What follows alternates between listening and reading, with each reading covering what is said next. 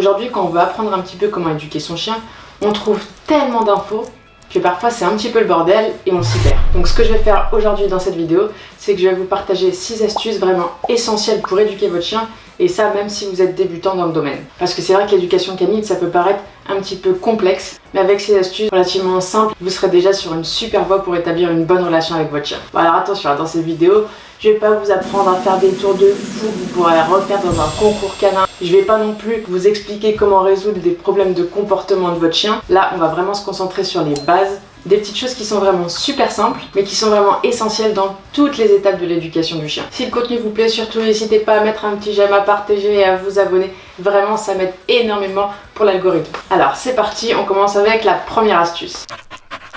Et la première astuce, ça va être tout simplement de commencer par les bases. Rien de compliqué, vraiment. Ça va être tout simplement des commandes style assis, couché, donne la patte, des choses vraiment toutes simples qu'on apprend vraiment dès le début au chien. On va pas essayer d'apprendre au chien à faire des pirouettes, à tenir sur une patte, à se mettre sur la tête. Ça pourrait être impressionnant en fait. Ces choses-là, même si elles sont très simples, elles sont vraiment essentielles dans l'éducation du chien. Et pourquoi? Tout simplement parce qu'elles permettent d'établir déjà une communication super claire entre vous et votre chien. Quand votre chien exécute correctement ses ordres, récompensez-le immédiatement. Et comment on le récompense? C'est ce que je vous explique dans l'astuce numéro 2.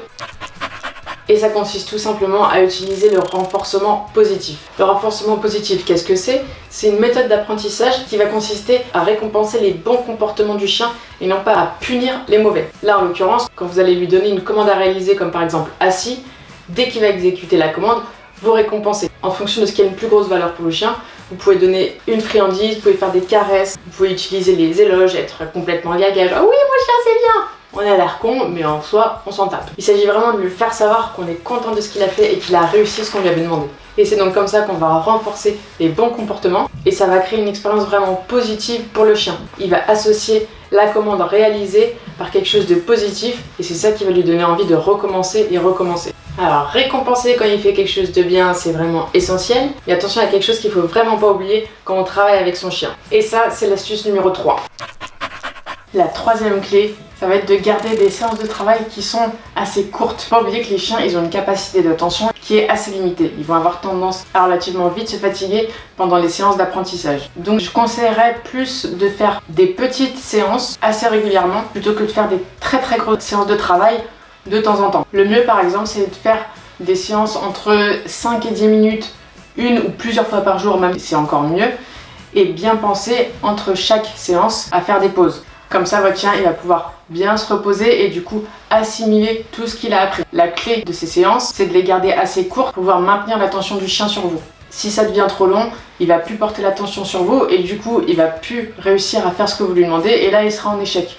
Le but, c'est vraiment de faire des séances courtes pour qu'il y arrive jusqu'à la fin et qu'il reste que dans quelque chose de positif. La quatrième astuce qui peut paraître relativement simple, mais auquel souvent on ne fait pas vraiment attention, c'est d'être cohérent. Cohérent que ce soit dans les commandes ou dans les attentes qu'on va avoir envers le chien. Les chiens, ils vont apprendre par association.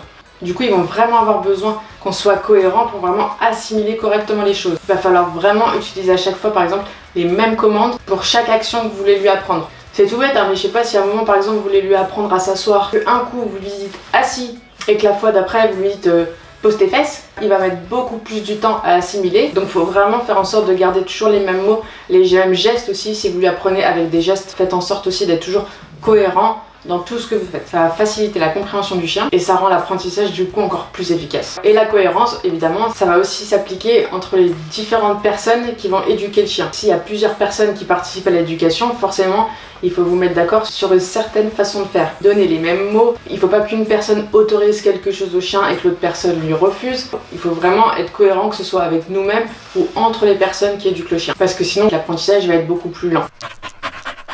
La cinquième astuce que je donnerais, c'est de ne pas punir votre chien. Ça va pas être la bonne méthode pour éduquer le chien. Pourquoi? Parce que ça va créer de la confusion, ça va créer une certaine peur et ça peut aussi créer de l'agressivité sur le chien. Mais évidemment, ça veut pas dire qu'on lui laisse tout faire. Et là, on en revient donc à l'astuce numéro 2, c'est d'utiliser le renforcement positif plutôt que la punition. Donc on renforce les comportements positifs et si jamais il fait quelque chose de négatif, au lieu de le punir, vous allez le rediriger sur quelque chose de positif. Par exemple, je sais pas, il va être en train de grignoter un meuble, au lieu juste de le punir et de l'enlever du meuble, vous allez faire en sorte de le rediriger vers quelque chose qu'il a le droit de mordiller. Vous prenez un de ses jouets et vous lui donnez à la place du meuble, dans le sens où ça, il pourra pas le faire, mais par contre, si tu en as besoin, tu peux aller le faire là-dessus. Ça va lui permettre d'apprendre mieux, parce que ok, on va lui faire comprendre qu'il faut pas qu'il aille faire telle chose, mais on lui donne une solution.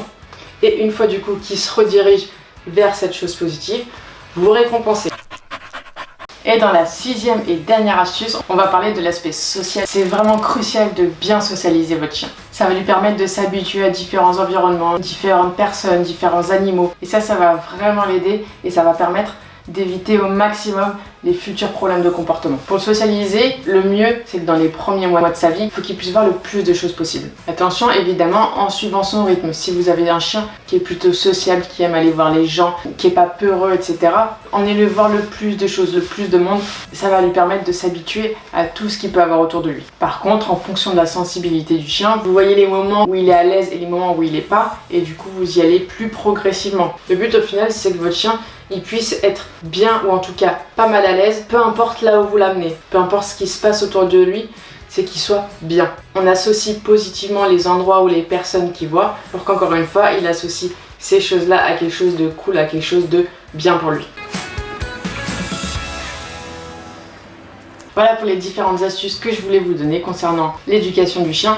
Comme je vous l'avais dit, le but aujourd'hui, c'était pas de vous apprendre quelque chose de précis pour faire telle ou telle chose avec votre chien, mais c'était vraiment de donner des conseils qui pourront s'appliquer tout au long de l'éducation du chien, que ce soit tout début de l'éducation quand il est chiot, et après tout au long de son éducation, ces techniques, elles sont à garder. En tout cas, j'espère que ça pourra vous aider. Si jamais il y en a qui galèrent un petit peu sur une des parties de l'éducation du chien, n'hésitez pas à le partager en commentaire. On pourrait peut-être en discuter un petit peu. Moi, je sais que par exemple, l'aspect de l'éducation de Chiro qui a été le plus compliqué, c'est la socialisation. Vu que c'est un chien super craintif, il est très méfiant, il est très peureux, la socialisation c'est compliqué et pour tout vous dire, il a même plus de 2 ans et c'est encore quelque chose qu'on bosse aujourd'hui. Donc dans tous les cas, même si vous avez des difficultés, vous inquiétez pas. L'éducation, ça va être quelque chose qui est constant. De toute façon, rien n'est jamais fini, on continue toujours d'apprendre. Et tant qu'on essaie de faire au mieux pour eux, de toute façon, c'est tout ce qui compte, j'ai envie de dire.